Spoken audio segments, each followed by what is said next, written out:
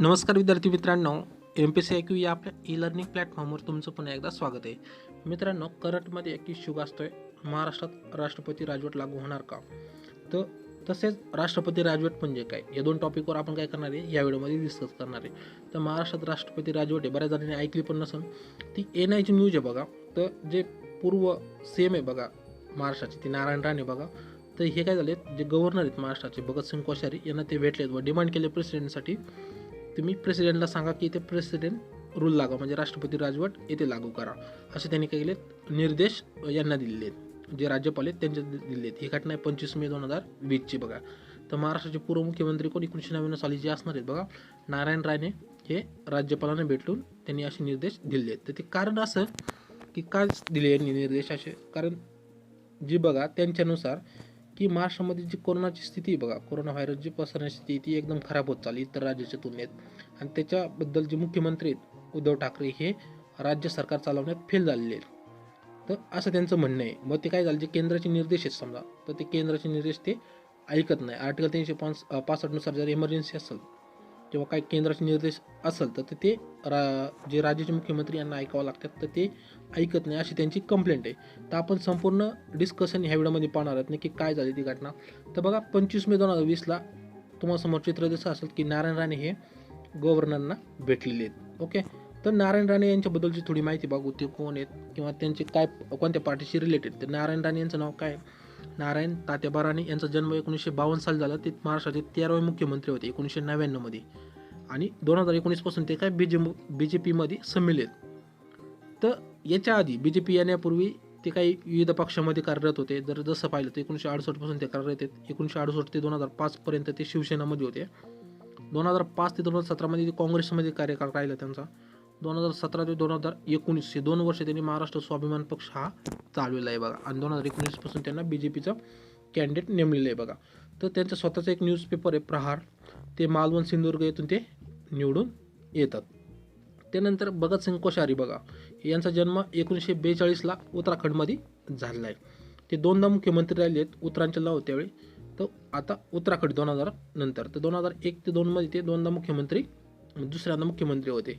ते MP सुद्धा राहिलेत राज्यसभेमध्ये 2008 ते 2014, आणि विविध डिपार्टमेंटमध्ये केंद्रामध्ये तसेच राज्यामध्ये त्यांनी सुद्धा कार्यकाळ केलेला आहे. जसे नारायण राणे सुद्धा यांनी काय केलं आहे, महाराष्ट्राच्या कार्यकारी मंडळी किंवा जे विधानसभेमध्ये व कॅबिनेटमध्ये त्यांनी विविध राजकीय पदे भूषवली आहेत. आणि सध्या जे भगतसिंग कोश्यारी ते महाराष्ट्राचे राज्यपाल आहेत. तर कॉन्ट्रोवर्सी काय बघा, तर आपण आधीच पाहिली की 26 मे 2020ची आकडेवारी आहे. त्यांनी सांगितलं की जे नारायण राणे भेटले त्यावेळी त्यांनी सांगितलं की कोरोनाची स्थिती महाराष्ट्रामध्ये खूप जास्त वाढत आली आहे. तर आपण रिपोर्टसुद्धा बघू नक्की कोरोना स्थिती 26 तारखेपर्यंत, म्हणजे 26 मे 2020 पर्यंत काय स्थिती आहे बघा. तर देशामध्ये 152 आहे जवळजवळ. तर महाराष्ट्रात पाहिले तर त्याच्यामध्ये 52,000 एकट्या महाराष्ट्रामध्ये आहेत बघा. जवळजवळ महाराष्ट्रामध्ये किती आहेत एकूण, तर हे 52,000 केसेस, म्हणजे 1/3 जे संख्या आहे, म्हणजे 33% एकूण देशाच्या हे महाराष्ट्रामध्ये पेशंट सापडत आहेत. ते हे रिपोर्ट आहे. तर तुम्ही पाहिलं असेल UP बघा, UP सगळ्यात मोठ्या लोकसंख्येने असणार राज्य आहे बघा. तिथे जवळजवळ 6,532 हे कोरोनाचे पेशंट आहेत आणि डेट 165 आहेत. पण महाराष्ट्र बघा, महाराष्ट्रामध्ये 52,000 केसेस आणि 1695 तुम्हाला स्क्रीनवर दिसत असेल बघा, 1695 काय डेट आहे जवळजवळ. तर याच्यामुळं काय झालं, की नारायण राणे आहेत हे राज्यपालांना भेटून म्हणले की केंद्राचे निर्देश ऐकत नाही, किंवा ते हे कोरोना व्हायरसचं जे बघा पॅन्डेमिक आहे, तर ते निपटवण्यासाठी ते योग्य ठरलेले नाहीत. तर असं त्यांचं कॉन्ट्रोवर्शन आहे. ओके. तर बघा महाराष्ट्रामध्ये जे महाराष्ट्र म्हणतो ना आपण राष्ट्रपती राजवट लागू होऊ शकते का, याचं कारणसुद्धा बघा होऊ शकते. त्याचं कारण आहे, एक तर म्हणजे 365 नुसार ते राष्ट्रपतींचं ऐकत नाही, आणि दुसरं कारण म्हणजे ते एक म्हणजे ते हे राज्य सरकार चालवण्यासुद्धा अपयशी ठरले. त्याला एक दुसरं कारण 356 नुसार सुद्धा ते त्यांचं आदेशानुसार त्यांना सुद्धा त्यांचं पद जाऊ शकतं, आणि 365 नुसार सुद्धा जाऊ शकतं. तर आपण राज्यघटनेवर जे आणीबाणी किंवा जे इमर्जन्सी बघा, तर राष्ट्रपती राजवट झाली, राष्ट्रीय आणीबाणी झाली, द्वितीय आणीबाणी, तर हे आपण पाहू 352 नुसार देशामध्ये राष्ट्रीय आणीबाणी लागू होऊ शकते. 356 नुसार जर एखादं राज्य संविधानाच्या तरतुदीनुसार चालू नसेल किंवा स्वतःची मनमानी करीत असेल, तर तेथे अधिकारी केंद्राला की ते राष्ट्रपतींना शिफारस करू शकतात राष्ट्रपती शासन लागू न करण्यासाठी. ते सुमोटो पद्धतीने होतं. तर 360 तुम्हाला सर्वांना माहिती, द्वितीय आणीबाणी जे आजपर्यंत लागू नाही झाले. ते 365 आहे बघा, एक्स्ट्रा आहे. हे तुम्हाला माहीत पाहिजे. 365 जेव्हा कधी लागू होतं ते, ज्यावेळी एखादं राज्य आहे, केंद्राचे निर्देश असते, समजा इमर्जन्सी असो किंवा एखादा कायदा लागू करायचा असेल, तर ते राज्य ऐकत नसेल, तर त्यावेळी काय होतं, कॅबिनेट काय करते, राष्ट्रपतींना शिफारस करते. त्यावेळी राष्ट्रपती काय करतात, राष्ट्रपती राजवट तिथे लागू करू शकतात. तर हे दोन आहेत. त्याच्यामुळे लक्षात ठेवा की महाराष्ट्रामध्ये राष्ट्रपती शासन हे लागू शकते. तर याच्या आधी आपण बघू महाराष्ट्रात राष्ट्रपती शासन कधी कधी लागू झालं आहे. ॲक्च्युली 2 तारखा आहे बघा. तिसऱ्यांदा तुम्ही म्हणता 2014 नाही, 2019ला सुद्धा म्हणतात की 2019ला लागू झालेलं नाही. तर पहिल्यांदा झालं तर 1980मध्ये शरद पवार मुख्यमंत्री होते. त्यावेळी इंदिरा गांधींनी राष्ट्रपती शासन महाराष्ट्रामध्ये किंवा प्रेसिडेंट रूल लागू केलं आहे. 2014मध्ये पृथ्वीराज चव्हाण होते, त्यावेळी सुद्धा प्रेसिडेंट रूल हा महाराष्ट्रामध्ये लागू केला होता. अशा प्रकारे 2 ध्यानात ठेवा. तर बघा, एक डॉक्टर बाबासाहेब आंबेडकरांची राष्ट्रपती शासनाबाबत एक कमेंट आहे बघा. त्यांनी काय सांगितलं होतं, या कलमांचा दुरुपयोग कोणत्याही राजकीय पक्ष करू शकतो, जो केंद्रात आहे, आणि याला मी नाकारू शकत नाही. तर ओके, म्हणजे केंद्रात एखादा पक्ष आहे, समजा राज्यात, समजा उदाहरणार्थ केंद्रामध्ये सध्या BJP आहे, एखाद्या राज्यात जर काँग्रेस असेल किंवा केंद्रात काँग्रेस असेल किंवा राज्यात BJP असेल, तर ह्यावेळी काय करतात, स्वतःच्या प्रोटेक्शनसाठी हे काय करतात, या कलमाचा गैरवापरसुद्धा करू शकतात. याच्या आधी केलेला आहे का? हो, याच्या आधी सुद्धा इंदिरा गांधींनी बऱ्याचदा केला आहे. तर आपण ते पाहणार कोणत्या ठिकाणी केलं आहे. तर तुम्ही पाहिलं असेल की आत्तापर्यंत जर सर्वात जास्त राष्ट्रपती शासन कोणत्या राज्यामध्ये लागू आहे, तर केरळ, पंजाब, उत्तर प्रदेश या ठिकाणी काय आहे, प्रत्येकी 10च्या वर राष्ट्रपती शासन लागू झालं आहे. आणि हे कोणाच्या काळात झालं होतं, हे काँग्रेसच्या काळामध्ये 10च्या वर झालं होतं. तर सर्व राज्य जर मिळून पाहिलं तर 120च्या वर राष्ट्रपती शासन हे लागू झालेलं आहे. तर त्यानंतर बघा, एक महत्त्वपूर्ण म्हणजे शॉर्टमध्ये आपण राष्ट्रीय आणीबाणी म्हणजे काय बघू. त्यानंतर तुम्हाला राष्ट्रपती राजवट आहे ते लवकर समजा. तर राष्ट्रीय आणीबाणी म्हणजे काय, आर्टिकल 352 नुसार लागू होते. आत्तापर्यंत 3दा झालेली बघा. एक म्हणजे 1962ला, दुसरं 1971ला, आणि तिसरं म्हणजे 1975, 1977ला, जी इंदिरा गांधी लागू केली होती 21 महिन्यासाठी.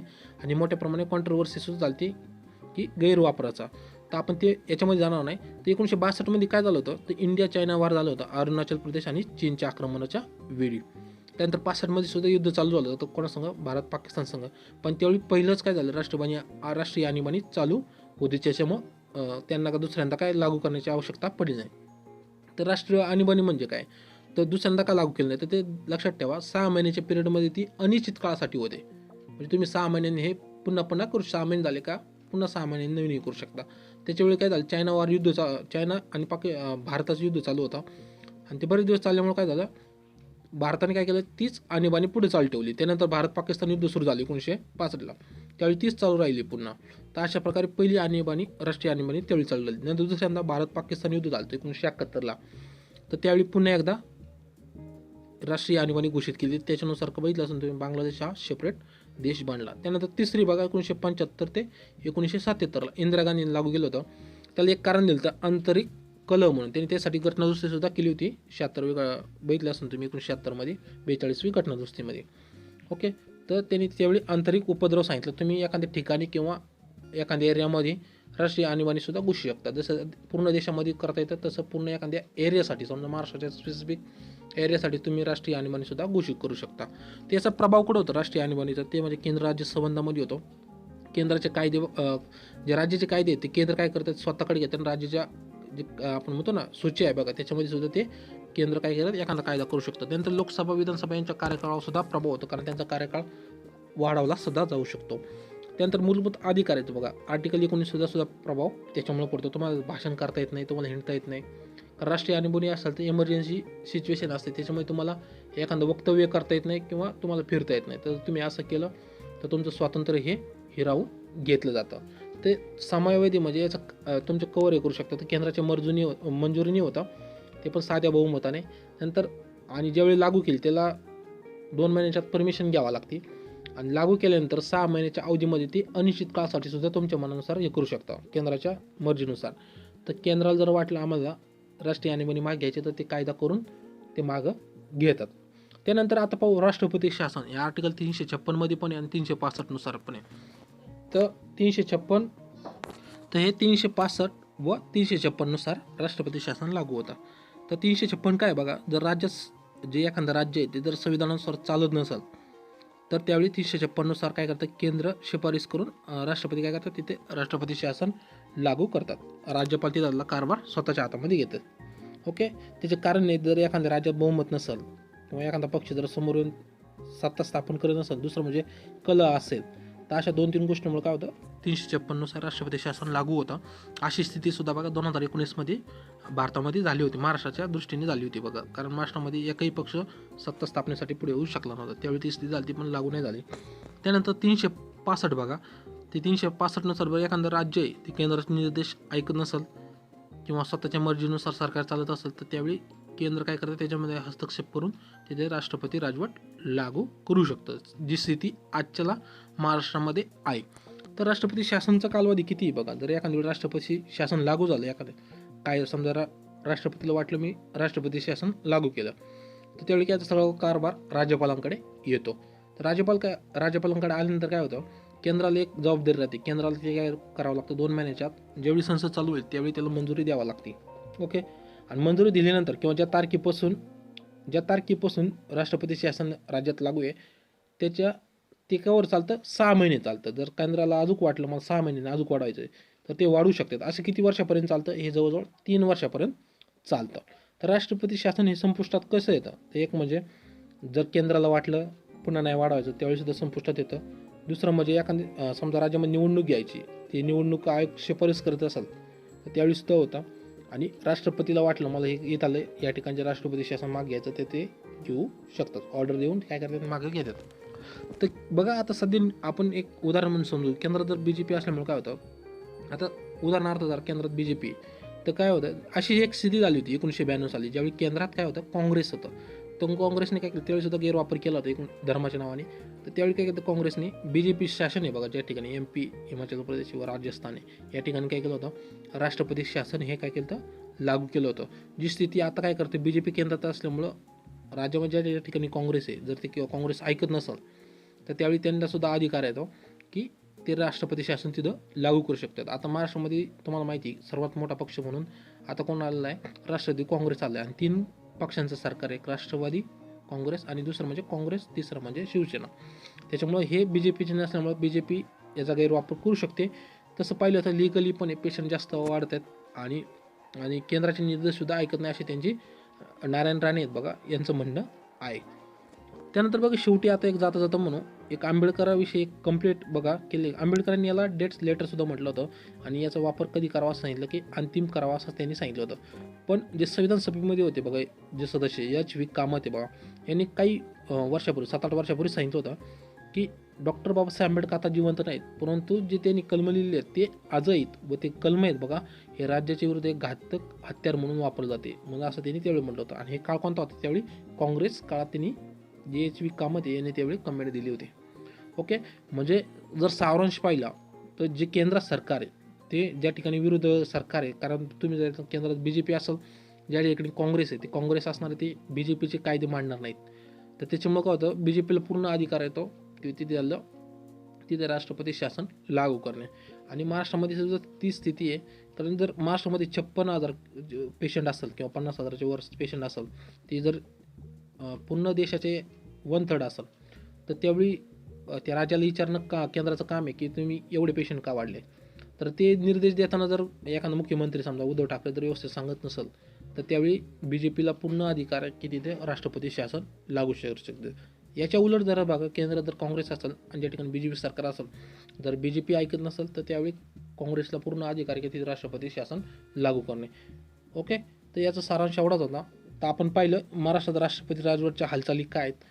तर ओके, तर तुम्हाला हा व्हिडिओ कसा वाटला नक्कीच कमेंट करून सांगा. जर व्हिडिओ आवडला तर व्हिडिओला लाईक करा, आपल्या चॅनलला सबस्क्राईब केलं नसेल नक्की सबस्क्राईब करा व आपल्या मित्रांना हा व्हिडिओ नक्की शेअर करा, जेणेकरून त्यांना सुद्धा हा टॉपिक व्यवस्थित समजेल. थँक्यू.